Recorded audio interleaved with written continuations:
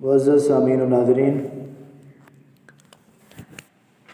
اللہ رب العزت کا بے پایاں لطف و کرم اور احسان عظیم ہے کہ اللہ تبارک و تعالی نے ہمیں نماز جمعہ کی ادائیگی کے لیے اپنے گھر آنے کی توفیق عطا فرمائی۔ معزز سامعین و ناظرین، آج کی اس جمعہ کی محفل کے لیے جس موضوع کا میں نے انتخاب کیا ہے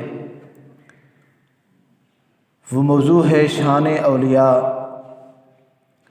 شان اولیاء بیان کرنے کے لیے میں نے سورہ توبہ کی آیت نمبر 119 کا سہارا لیا، جس میں اللہ رب العزت نے ارشاد فرمایا، یا ایھا الذین آمنوا اتقوا اللہ وکونوا مع الصادقین، کہ اے ایمان والو اتقوا اللہ، تم اللہ سے ڈرو۔ پھر فرمایا وکونوا مع الصادقین، اور تم سچے لوگوں کے ساتھ ہو جاؤ۔ یہاں اللہ رب العزت نے دو چیزوں کا تقاضا کیا، ایک تقوی اختیار کرنے کا یعنی اللہ سے ڈرنے کا اتقوا اللہ فرما کر، دوسرا سچے لوگوں کی سنگت اور صحبت کا اللہ رب العزت نے مطالبہ کیا اور حکم دیا۔ یہاں ایمان کا حکم نہیں دیا کہ ایمان لاؤ، کیونکہ یہ خطاب ہی اللہ رب العزت مومنوں سے کر رہا ہے، یا ایھا الذین آمنوا کہہ کر کے اے ایمان والو، تو پتہ چلا کہ بندہ ایمان والا پہلے سے ہے۔ اب یہ جو مطالبہ اور یہ احکام جس بندے کے اوپر اللہ رب العزت لاگو کر رہا ہے تو وہ بندہ پہلے سے مومن ہے، اس لیے ایمان کا یہاں تقاضا نہیں کیا گیا۔ حاضرین محترم، ایک بات سادہ سی ہے، جب بندہ کلمہ پڑھ لیتا ہے لا الہ الا اللہ محمد الرسول اللہ، اللہ کے وحدہ لا شریک کی گواہی دیتا ہے، اللہ کو ایک مانتا ہے، اللہ کی توحید پر بندہ یقین کرتا ہے، محمد الرسول اللہ کہہ کر محمد صلی اللہ علیہ وسلم کو اللہ کا رسول مانتا ہے، آخری نبی مانتا ہے، رسالت پر بھی یقین رکھتا ہے۔ جب بندہ کلمہ پڑھ لیتا ہے تو پھر اللہ کی طرف سے اس بندے کے اوپر احکامات آنا شروع ہو جاتے ہیں، پھر پابندیوں میں چلا جاتا ہے۔ اللہ انہیں اوامر و نواہی میں مبتلا کرتا ہے۔ کہیں آواز آتی ہے اللہ کی طرف سے کہ اقیم الصلاۃ، بندے اب تو نے کلمہ تو پڑھ لیا، ایمان تو تیرے اندر آ گیا، مگر اب میری نماز بھی پڑھ۔ کہیں سے پھر آواز آتی ہے آتوا الزکاۃ، زکوٰۃ بھی ادا کر۔ کہیں سے آواز آتی ہے کتب علیکم الصیام، اے بندے تمہارے اوپر روزے فرض کیے گئے ہیں، اتم الصیام، لہذا تم روزے بھی رکھو۔ کہیں سے پھر آواز آتی ہے من استطاع الیہ سبیلا، کہ بندے اگر تیرے پاس استطاعت ہے، تو مالدار ہے، تو پھر بیت اللہ شریف کا حج بھی کر۔ کہیں سے پھر آواز آتی ہے کہ بندے حرام سے بچ۔ کہیں سے آواز آتی ہے کہ یہ حلال ہے، حلال کھا، غیبت نہ کر، جھوٹ نہ بول، یہ چیز جائز ہے، یہ ناجائز ہے، تیری یہ حد ہے، اس حد کے اندر رہ تو۔ یعنی جب بندہ کلمہ پڑھ لیتا ہے تو پھر اس کے اوپر اللہ کی طرف سے احکامات لگنا شروع ہو جاتے ہیں کہ بندے اس کے قریب جا، اس کے قریب نہ جا، یہ تیرے قابل ہے، یہ تیرے قابل نہیں ہے، یہ اچھائی ہے، یہ برائی ہے، یہ نیکی ہے، یہ برائی ہے، بدی ہے، اس کے قریب جا، اس کے قریب نہ جا، یہ حلال ہے، یہ حرام ہے، یہ جائز ہے، یہ ناجائز ہے، یہ صحیح ہے، یہ غلط ہے۔ بندے کے اوپر پھر احکامات لگنا شروع ہو جاتے ہیں۔ یہاں ایک بات سمجھ لیں، مسلمان بننا، مسلمان کہلوانا، مسلمان ہونا، یہ ایک آسان کام ہے۔ بندے نے کلمہ پڑھ لیا لا الہ الا اللہ محمد رسول اللہ، وہ مسلمان تو ہو گیا۔ اب مسلمان بن کے رہنا یہ ایک مشکل کام ہے۔ یہ بڑا مشکل کام ہے۔ اب جو مسلمان بن کے رہے گا اسے نماز بھی پڑھنا پڑے گی، اسے روزے بھی رکھنے پڑیں گے رمضان کے، اسے زکوٰۃ بھی اپنے مال سے ادا کرنی پڑے گی، اسے حرام سے بچنا پڑے گا، اسے جھوٹ بولنے سے بچنا پڑے گا، غیبت، چغلی، گالی گلوچ سے بچنا پڑے گا۔ یہ جو احکامات اللہ رب العزت نے قرآن مجید کے اندر اپنے بندے پر لاگو کیے، نازل کیے، تو یہ احکامات بندہ جب بجا لائے گا، ان پر عمل کرے گا، یعنی نماز بھی پڑھے گا، رمضان کے روزے بھی رکھے گا، اپنے مال سے زکوٰۃ بھی ادا کرے گا، بیت اللہ شریف کا حج بھی کرے گا، حرام سے بچے گا، جھوٹ نہیں بولے گا، غیبت نہیں کرے گا، کسی کی چغلی نہیں کھائے گا، بہتان نہیں لگائے گا، حلال حرام کا فرق کرے گا، تمیز رکھے گا، حلال حرام کے اوپر پرکھے گا، تو وہ بندہ مسلمان بنے گا اور وہ مسلمان کام کا مسلمان ہوگا۔ جو بندہ اس کے اوپر عمل نہیں کرے گا، جو بندہ اس کے اوپر عمل نہیں کرے گا تو وہ بندہ نام کا مسلمان ہوگا، کام کا نہیں ہوگا، وہ بندہ نام کا مسلمان ہوگا۔ اس لیے اللہ رب العزت نے مسلمان کو مسلمان بننے کے لیے یہ احکامات نازل کیے کہ بندے اگر تو اپنے آپ کو مسلمان کہلواتا ہے، میرا بندہ بن کے رہنا چاہتا ہے، تو پھر میں اللہ تمہیں حکم دیتا ہوں اقیم الصلاۃ، نماز بھی قائم کر، آت الزکوٰۃ، تو زکوٰۃ بھی ادا کر۔ اگر تو رمضان کو پا لے، رمضان تیری زندگی میں آئے، تو میں اللہ نے روزے فرض کیے، روزے بھی رکھ۔ اگر تیرے پاس مال ہے، سال بھی گزر چکا ہے، تو اس مال سے میرے اللہ کی راہ میں زکوٰۃ بھی ادا کر، بیت اللہ شریف کا حج بھی کر، حرام سے بچ، جھوٹ نہ بول، حلال کھا، حرام سے بچ۔ تو پھر بندہ یہ مسلمان بن کے رہتا ہے اور وہ مسلمان بھی کام کا ہوتا ہے۔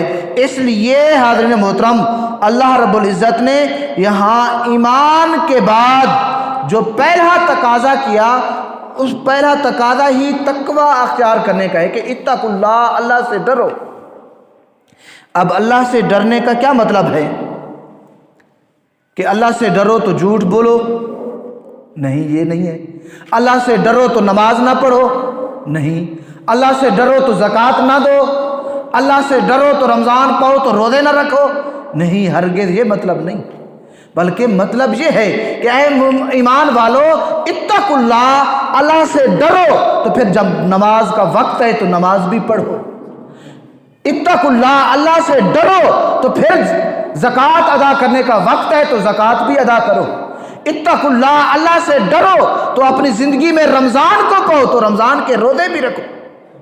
اتقوا اللہ، اللہ سے ڈرو تو جھوٹ نہ بولو۔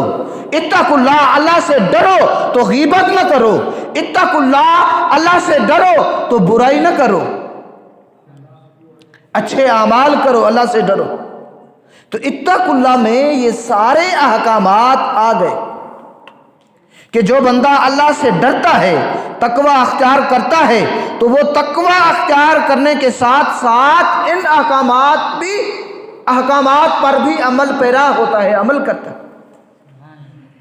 اللہ سے ڈرنے کے ساتھ ساتھ اللہ کی نماز بھی پڑھو، زکوٰۃ بھی ادا کرو، بیت اللہ کا حج بھی کرو، جھوٹ سے بچو، برائی سے بچو، نیکیاں کرو، اچھے اعمال کرو، دوسروں کے کام آؤ، بیماروں کی تیمارداری کرو، لوگوں کی عیادت کرو، ایک دوسرے کے دکھ سکھ میں شریک ہو، خوشی غمی میں شریک ہو، کسی اوپر الزام تراشی نہ کرو، بہتان نہ لگاؤ، یعنی اللہ سے ڈرو تو یہ اچھے اعمال کرو، اعمال صالح کرو۔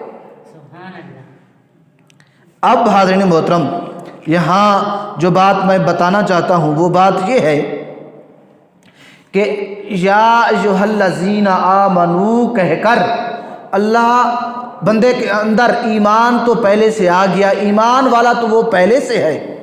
اتقوا اللہ کا حکم دے کر اللہ رب العزت نے اب اتقوا اللہ میں تو سارے احکامات آ گئے، اعمال صالحہ آ گئے، تو یہ اعمال صالحہ بندے کو آخرت میں کامیابی دلانے کے لیے کافی تھے،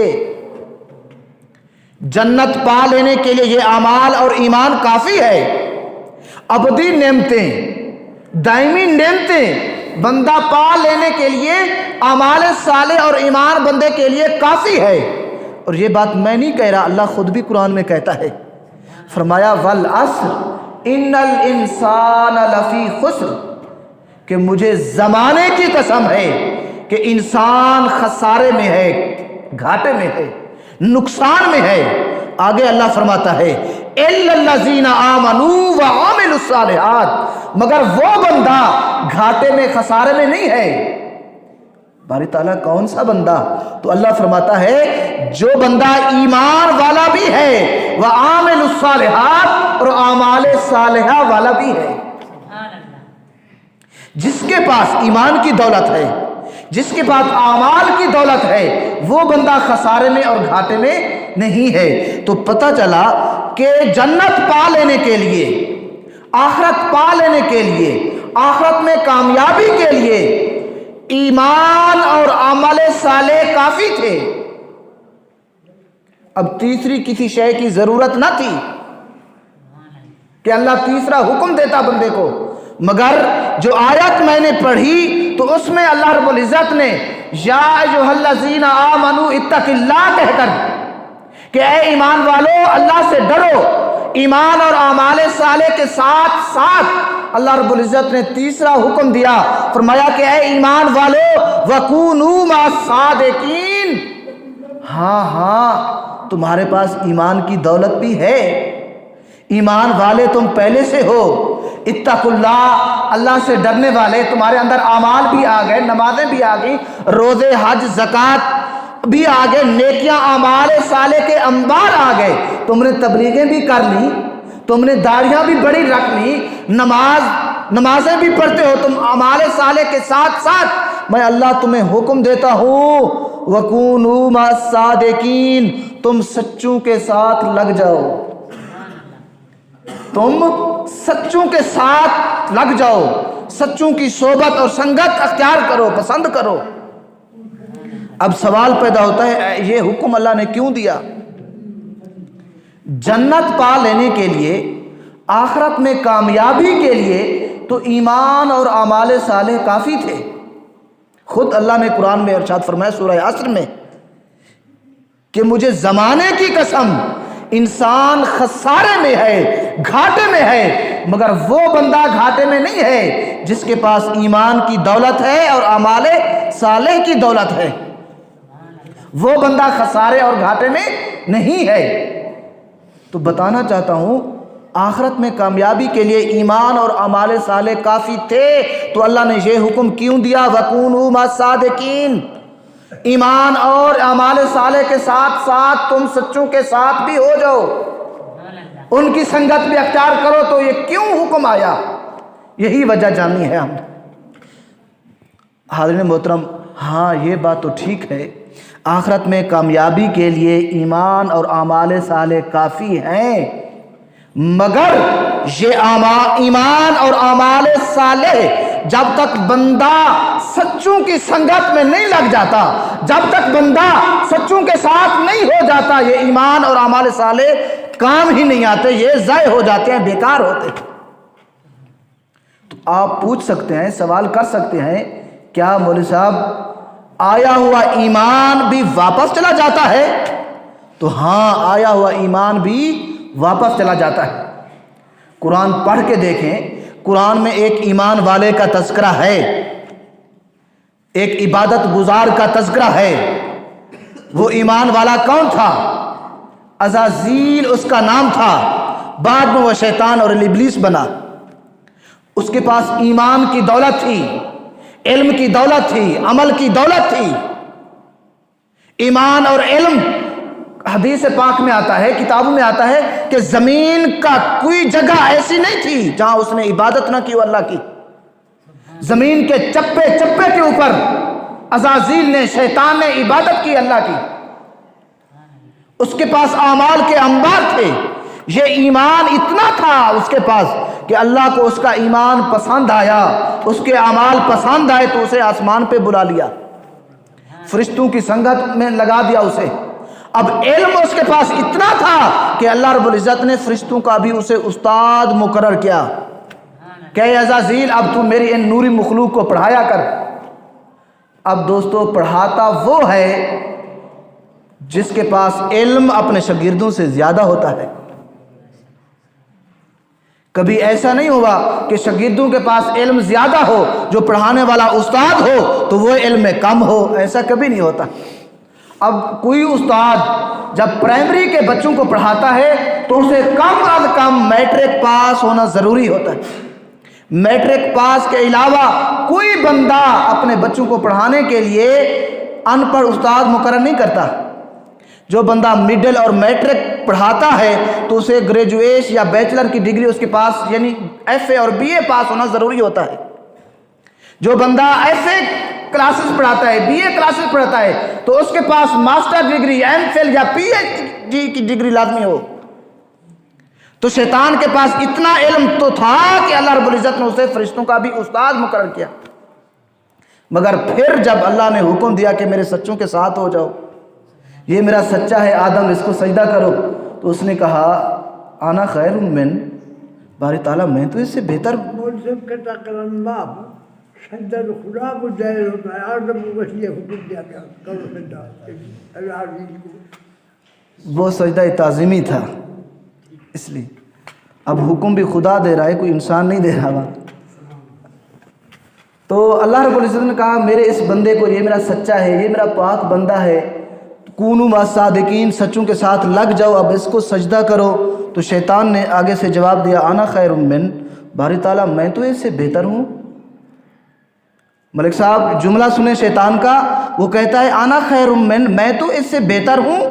گویا وہ یہاں ایک بات اور بھی کہہ گیا کہ میں اس سے بہتر ہوں، اگر یہ مجھ سے بہتر ہوتا تو میں اسے سجدہ کرتا، اگر یہ مجھ سے بہتر ہوتا تو میں اسے ضرور اس کی تعظیم کرتا، سجدہ کرتا۔ گویا شیطان کا بھی یہ عقیدہ تھا جو اپنے سے بہتر ہو اس کا ادب کیا کرو، جو اپنے سے بہتر ہو اس کا ادب کیا کرو۔ اب جو بندہ حضور صلی اللہ علیہ وسلم کو اپنا نبی بھی مانے، اپنے سے بہتر بھی مانے، پھر بھی اس کا ادب نہ کرے تو اس کی زندگی پر افسوس، تو ایسی زندگی پر بھی لعنت۔ یہ عقیدہ تو شیطان کا بھی تھا کہ جس کو اپنے سے بہتر مانو اس کا ادب کرو۔ جو بندہ ولیوں کو، نبی کو اپنے سے بہتر مانتا ہے پھر بھی اس کا ادب نہیں کرتا تو وہ شیطان سے بھی گئے گزرے ہیں، وہ شیطان سے بھی گئے گزرے ہیں۔ حاضرین محترم، اب شیطان نے 36 کروڑ سال اللہ رب العزت کی عبادت کی، اتنی عبادت کی، اتنی اعمال اس کے پاس آ گئے اور اتنا علم اور ایمان تھا اس کے پاس، مگر کونوا مع الصادقین کے اوپر پورا نہیں اترا، سچوں کے ساتھ نہیں لگا، سچوں کی سنگت اور صحبت کو ٹھکرا دیا، جھٹلا دیا۔ تو اللہ نے کہا فخرج انک رجیم، کہ اے شیطان نکل جا، تو رجیم ہے، لعین ہے، شیطان ہے۔ تو حاضرین محترم، اسی لیے اللہ رب العزت نے سورہ توبہ کے اندر ارشاد فرمایا یا ایھا الذین آمنوا اتقوا اللہ وکونوا مع الصادقین، کہ اے ایمان والو تم اللہ سے ڈرو، وکونوا مع الصادقین، اور سچوں کی سنگت اور صحبت بھی اختیار کرو۔ تو سوال پیدا ہوتا ہے کہ اللہ کے سچے بندے کون ہیں؟ اللہ کے سچے کون ہیں؟ اللہ کی سچوں کی لسٹ اگر میں بتاؤں تو کتابیں بھی بھری پڑی ہیں، بہت بڑی لسٹ ہے، فہرست ہے۔ ان سچوں میں سے میں آج صرف ایک سچے کا تذکرہ کرنا چاہتا ہوں، جس کا یہ مہینہ ہے ربیع الثانی، شیخ عبد القادر جیلانی محبوب سبحانی۔ ویسے تو سارا سال ان کا ہم ذکر کرتے رہتے ہیں، جب بھی نعرہ لگاتے ہیں تو نعرہ غوثیہ بھی ضرور لگتا ہے، مگر یہ ربیع الثانی اس کا ایک خاص مہینہ ہے۔ آپ کی ولادت بھی اسی مہینے ربیع الثانی میں بھی ہوئی اور وفات بھی آپ کی ربیع الثانی میں ہوئی۔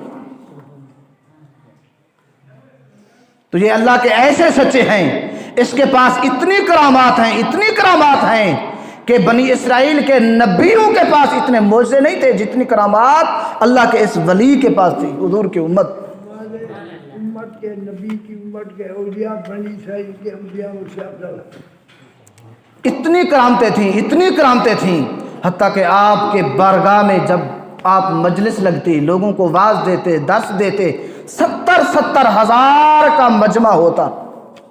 اس وقت کوئی لاؤڈ سپیکر نہیں تھے، لاؤڈ سپیکر نہیں تھے۔ جو بندہ آپ کی یہ کرامت تھی، پہلا بندہ جو آواز آپ کی سنتا، آخری بندہ بھی وہی آواز آپ کی سنتا، یہ آپ کی کرامت تھی۔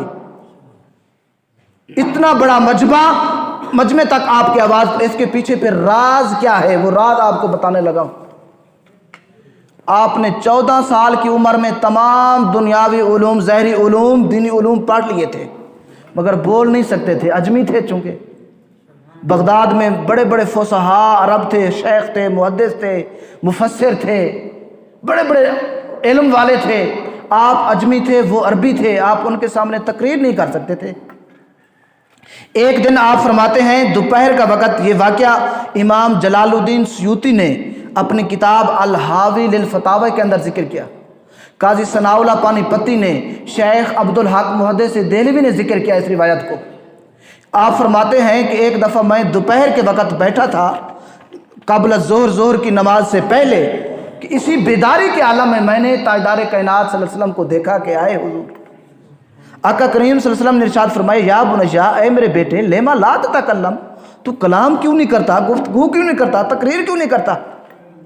تو آگے سے شیخ عبد القادر جیلانی نے جواب دیا، یا ابتاہو انا راجل اعجمی، کہ آقا میں تو ایک عجمی شخص ہوں، عجمی مرد ہوں، کیف تکلم علی فصحاء البغداد، میں بغداد کے فصحاء کے سامنے کیسے کلام کروں، ان کو میں کیسے گفتگو کروں، کیسے تقریر کروں؟ تو آقا نے آگے سے حکم دیا کہ عبد القادر اپنا منہ کھول۔ شیخ عبد القادر فرماتے ہیں میں نے منہ کھولا تو تاجدار کائنات صلی اللہ علیہ وسلم نے میرے منہ کے اندر 7 مرتبہ اپنے لعاب ڈالی، 7 مرتبہ۔ پھر فرمایا کہ آئے عبد القادر، اب ان کو واعظ کر، نصیحت کر، اب ان کے سامنے تو تقریر کر۔ آپ فرماتے ہیں کہ ظہر کی نماز پڑھی، ظہر کی نماز کے بعد فجلست، تو میں بیٹھا، تو بیٹھنے کے بعد کیا دیکھتا ہوں، بغیر کسی تشہیر کے، بغیر کسی اعلان کے، بغیر کسی اشتہار لگائے کثیر تعداد میں لوگ جمع ہو گئے، کثیر تعداد میں لوگ جمع ہو گئے۔ سامنے میں کیا دیکھتا ہوں، ان لوگوں کے اندر حضرت علی شیر خدا مولا کائنات بھی کھڑے ہیں۔ پھر آئے وہ میرے پاس، وہی حضور والی بات کی مجھے کہ تو ان کو تقریر کیوں نہیں کرتا، کلام کیوں نہیں کرتا؟ میں نے پھر وہی جواب دیا کہ میں تو عجمی ہوں، ان بغداد کے فصحاء کے پاس سامنے میں کیسے کلام کروں؟ تو حضرت علی شیر خدا نے میرے منہ کے اندر 6 مرتبہ لعاب دان ڈالی۔ تو میں نے پوچھا کہ مولا کائنات، حضور صلی اللہ علیہ وسلم نے تو 7 مرتبہ لعاب دان ڈالی، آپ نے یہ 7 کا عدد پورا کیوں نہیں کیا، 6 مرتبہ کیوں؟ تو آپ نے فرمایا، جواب دیا، وہ آقا ہیں، میں ان کا غلام ہوں، میں ان کی برابری کیسے کر سکتا ہوں؟ بے ادبی سے بچنے کے لیے میں نے 6 مرتبہ لعاب دان ڈالا۔ اب تو یہ سامنے آپ کے مجمع ہے، کثیر تعداد میں لوگ ہیں، اب ان کو تو خطاب کر۔ تو شیخ عبد القادر جیلانی نے خطاب کیا، شیخ عبد القادر جیلانی نے لوگوں کو خطاب کیا۔ تو پھر اس کے بعد 70 ہزار کا مجمع آپ کے سامنے بیٹھتا تو آپ انہیں خطاب کرتے، آپ انہیں واعظ کرتے۔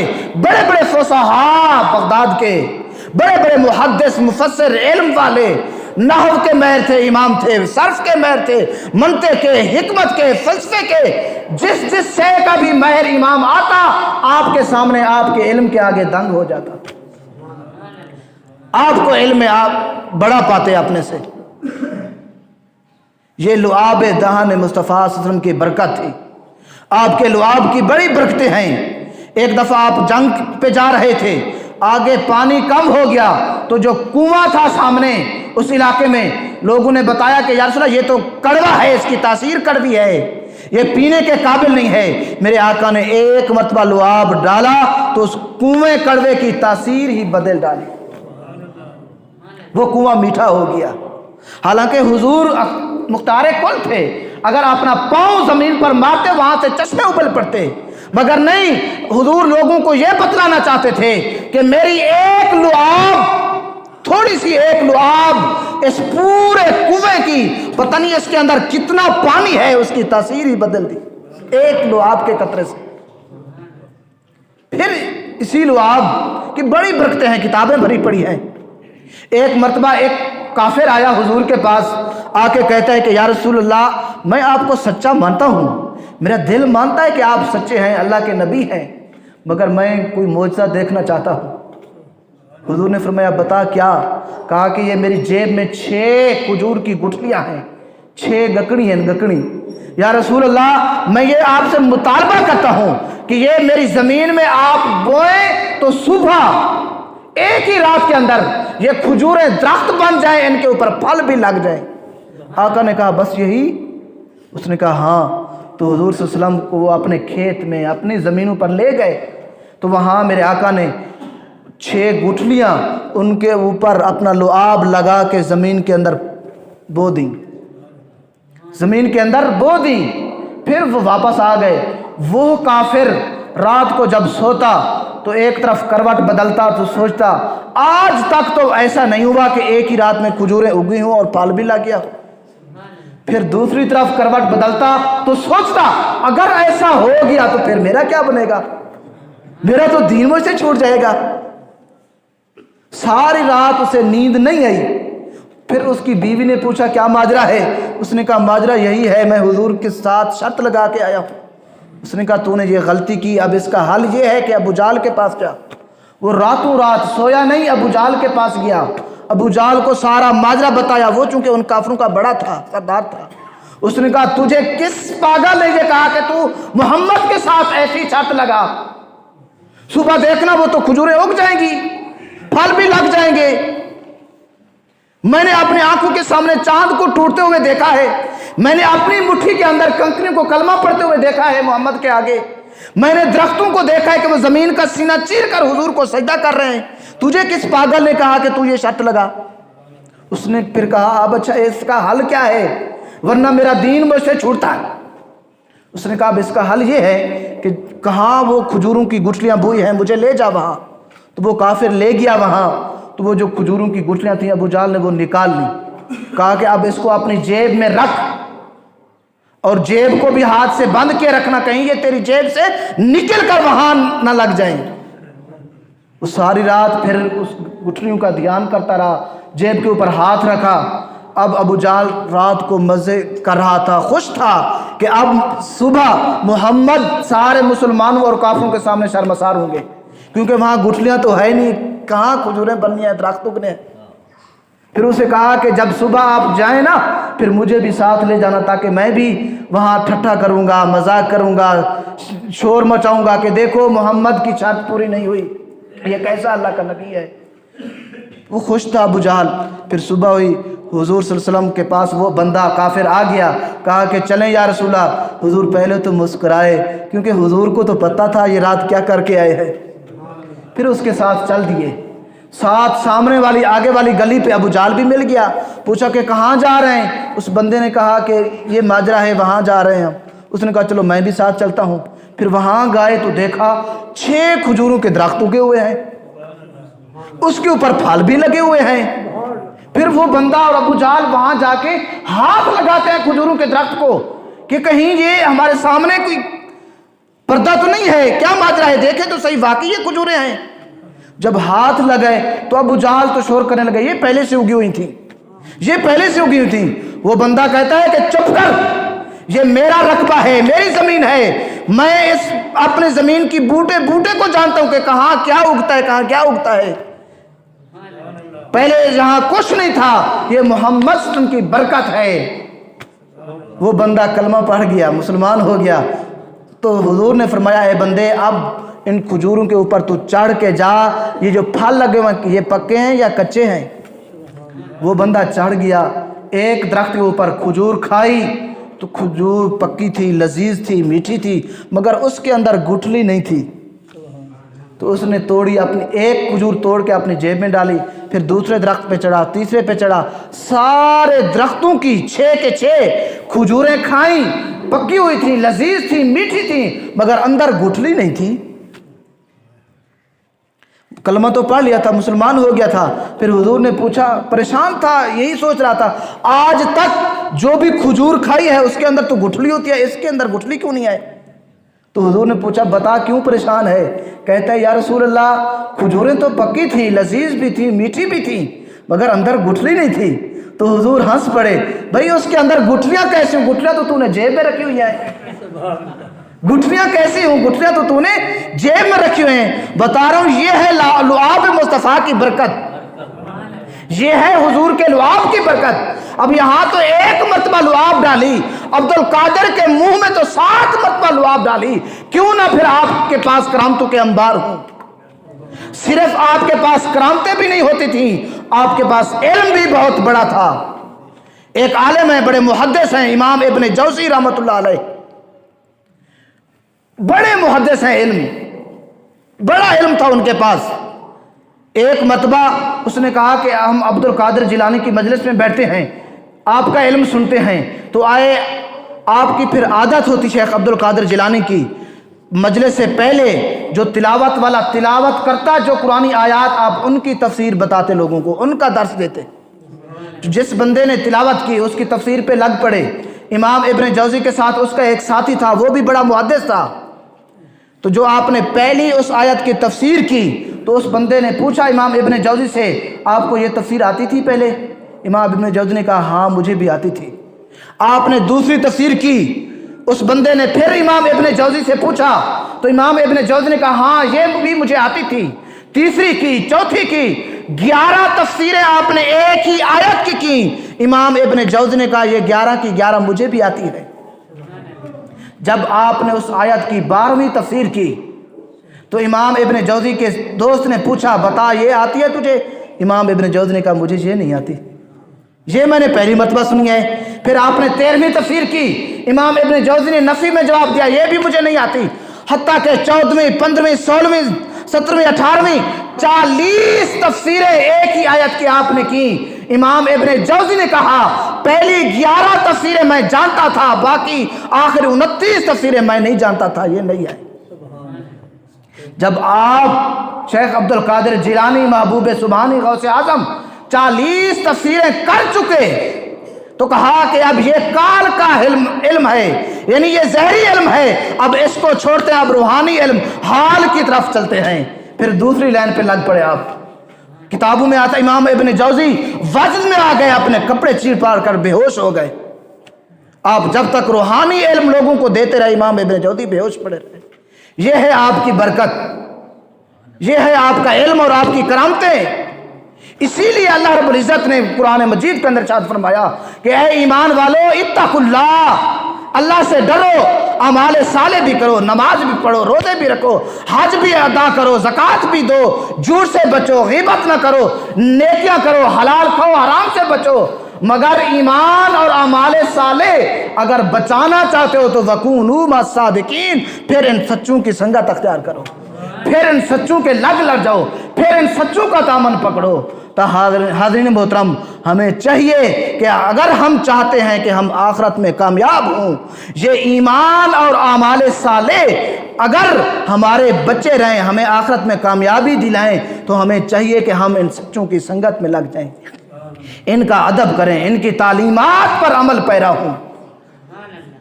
یہ نہیں کہ ان کی سنگت کہ سال میں ایک مرتبہ عرس ہوا تو عرس پہ گئے، حاضری دی تو یہ محبت ہے، نہیں، ساری زندگی ان سے محبت کریں، اور ان کی جو سیرت ہے، جو علم ہے ان کا، جو ان کی فکر ہے، جو ان کی فکر ہے، جو ان کا درس ہے، اس پہ عمل کریں، ان کی زندگی کے مطابق اپنی زندگی بنائیں، اپنی زندگی